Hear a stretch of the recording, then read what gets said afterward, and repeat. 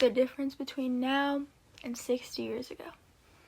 February 13th, 1960, downtown Nashville, was the day that the Nashville lunch counter sit-ins started. I'm going to put the pictures right here because, yeah. Anyway, at this time, Nashville was segregated. Blacks and whites could not sit on the same table, and these college students were tired of it. It was coordinated by the Nashville Student Union and the Nashville Christian Leadership.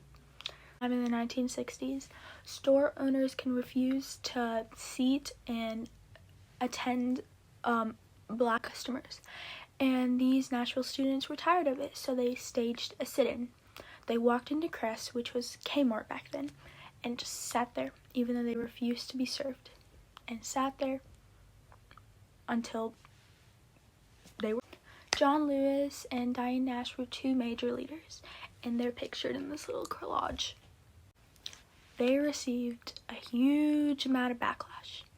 Whenever there was a protest, there was obviously going to be a counter-protest, and the counter-protesters attacked the black civilians who protested for their equal rights.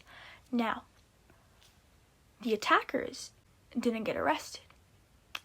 The protesters who wanted their life to be equal as the rest of their peers and people, some of them got arrested. This ties into something that I'll bring up.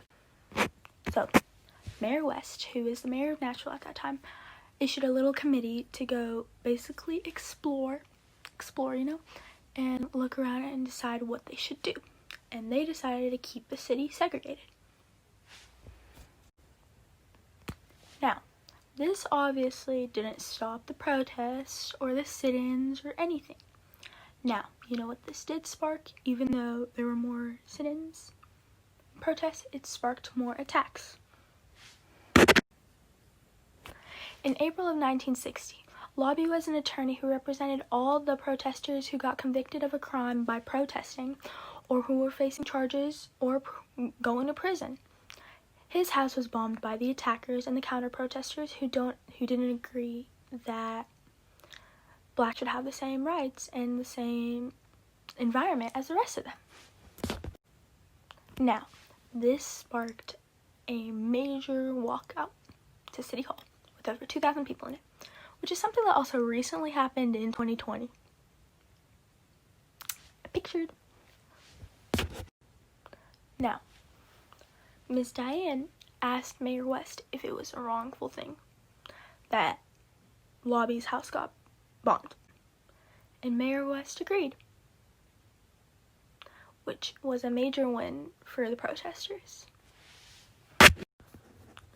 That also led to Mayor West desegregating the city of Nashville.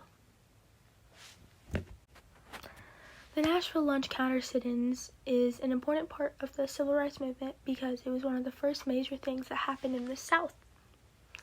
After Georgia started, Tennessee started, and that also sparked a whole bunch of other protests and movements to happen in Tennessee. Now, how this event is viewed today. Right now we're also going through a stage of civil rights movement, the Black Lives Matter movement. It's tied to burning cities and burning houses and violence. But we just want equality. Nothing happens here without violence. In the United States, if we're being dead serious, nothing really happens without violence. The Women's March, LGBTQ rights, nothing happens without violence, We're still fighting for equality and equal justice 60 years later. The justice system in the United States is messed up. Like, for instance, yesterday a black man was killed for a crime he committed over 20 years ago, where he played a minor part in the crime, and if he wouldn't have helped, he probably would have been shot and killed on the spot. The government killed him, without listening to their people, even though the judges have all changed their mind about it. But that's a story for another time. We haven't changed.